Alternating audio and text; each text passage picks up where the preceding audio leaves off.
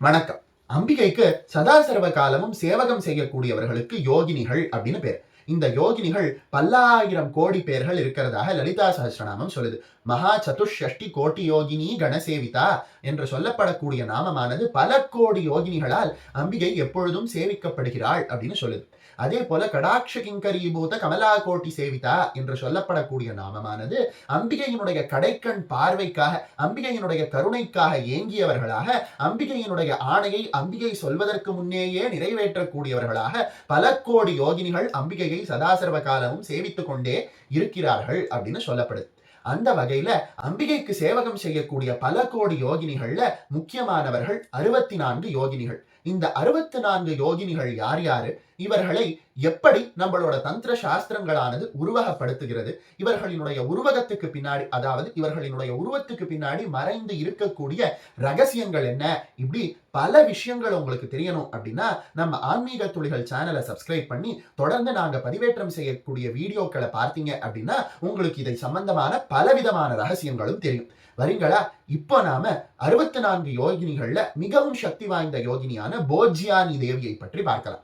இந்த போஜ்யானி தேவியானவள் எருமை தலையோடையும் கையில ஒரு தண்டத்தோடையும் இன்னொரு கையில ஒரு கனியையும் வைத்துக்கொண்டு அந்த கனியை ஒரு அன்னப்பறவைக்கு ஊட்டக்கூடியவளாக இருக்காங்க. இந்த போஜ்யானி தேவியை சில பேர் என்ன சொல்றாங்க அப்படின்னா யமனினுடைய சக்தி அப்படின்னு சொல்றாங்க. ஏன் அப்படின்னா யமனினுடைய வாகனமானது எருமை மாடாக இருக்கு. அதே போல யமனினுடைய கையில ஒரு கால தண்டமானது இருக்கு அப்படின்னு சொல்லப்படுது. அதே போல யமனானவர் ஒரு ஜீவனானது செய்த பாவ புண்ணியங்களுக்கு ஏற்ப பலனை கொடுக்கக்கூடியவர் அப்படின்னு சொல்லப்படுது. அந்த வகையில பார்த்தோம் அப்படின்னா இந்த போஜ்யானி தேவிக்கு எருமை தலையானது இருக்கு, யமதண்டத்தை போல கையில ஒரு தண்டமானது இருக்கு, பாவ புண்ணியங்களினுடைய பலனை கொடுக்கக்கூடியதை உருவகப்படுத்துவது போல கையில ஒரு பழம் இருக்கு. அதனால சில பேர் என்ன கருதுறாங்க அப்படின்னா யமனினுடைய சக்தியினுடைய வழிபாடுதான் காலப்போக்குல இந்த போஜ்யானி தேவியினுடைய வழிபாடாக மாறி இருக்கலாம் அப்படின்னு சொல்றாங்க. இன்னும் ஆழ்ந்து இந்த யோகினியினுடைய உருவத்தை நாம பார்க்கும் பொழுது நமக்கு பலவிதமான ரகசியங்கள் புரியுது. இந்த யோகினிக்கு ஏன் எருமை தலை அப்படின்னு கேட்டோம்னா எருமை தலையானது தாமச குணத்தை குறிக்குது. அதாவது சோம்பேறித்தனம், ஊக்கமின்மை, எப்பொழுதும் தூங்கிக் கொண்டே இருக்கக்கூடியது, இதுக்கு எல்லாத்துக்கும் தாமச குணம் அப்படின்னு பேர். இந்த தாமச குணமானது எப்பொழுது நம்மளோட மனதுல குறையுதோ அப்பதான் நன்மையை நோக்கி நம்மளுடைய மனதானது செல்லுது.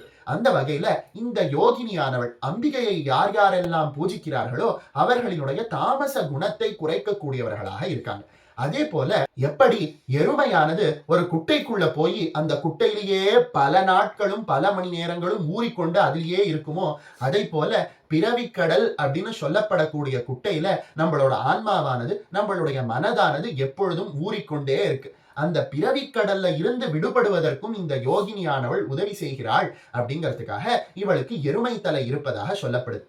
அதே போல பல யோகிகளும் என்ன உபதேசம் செய்யறாங்க அப்படின்னா ஞானத்தை அடையணும் அப்படின்னா சொல் அற சும்மா இரு அப்படிங்கிறா போல தனக்குள்ள இருக்கக்கூடிய இறைவனை மௌனம் மூலமாக உணர வேண்டும் அப்படின்னு சொல்லப்படுது. அந்த வகையில எப்பொழுதும் தாமச குணத்தோடு உறக்க நிலையிலேயே இருக்கக்கூடிய, அதாவது உறக்கம் அப்படின்னு சொல்லக்கூடிய இந்த இடத்துல என்ன பொருள் வருது அப்படின்னு கேட்டான்னா தியான நிலையை குறிக்குது. அந்த தியான நிலையில, அந்த மோன நிலையில உள்ளுக்குள்ள இருக்கக்கூடிய இறைவனை நாம் உணரணும் அப்படிங்கிறத காட்டுவதற்காக தான் இந்த போஜ்யானி தேவிக்கு எருமை தலையானது சொல்லப்பட்டிருக்கு.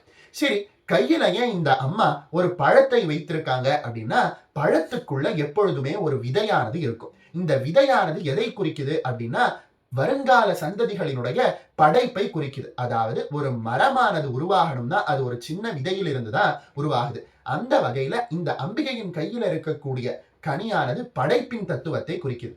சரி, எதற்கு இந்த அம்மாவானவர்கள், அதாவது இந்த யோகினியானவர்கள் கையில இருக்கக்கூடிய கனியை ஒரு அன்னப்பறவைக்கு கொடுக்கறாங்க அப்படின்னா அந்த அன்னப்பறவையானது ஹம்ச அப்படின்னு சமஸ்கிருதத்துல சொல்லப்படுது.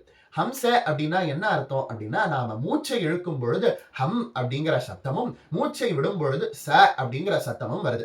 அதனாலதான் நாம மூச்சை இழுத்து விடுவதற்கு ஹம்ச காயத்ரி மந்திரம், அஜபா காயத்ரி மந்திரம் அப்படின்னு சொல்றோம். அந்த வகையில மனிதனினுடைய மூச்சை குறிக்கக்கூடிய விதத்துல அந்த அன்னப்பறவையானது இருக்கு. அந்த அன்னப்பறவைக்கு இந்த அம்மா படைப்பின் தத்துவத்தை ஊற்றுறதன் மூலமாக என்ன காட்டுறாங்க அப்படின்னா இந்த உலகத்தை படைப்பதின் நுணுக்கத்தை அந்த அம்மா அன்னப்பறவைக்கு கனியை ஊட்டுவதன் மூலம் நமக்கு காட்டுறாங்க.